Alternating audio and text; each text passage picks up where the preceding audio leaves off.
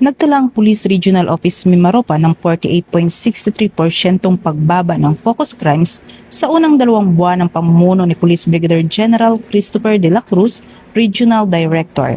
Batay sa datos mula Mayo 8 hanggang Hulyo 6 ng taon, bumaba sa 74 ang naitalang focus crimes mula sa 183 kaso noong kaparehong panahon noong nakaraang taon.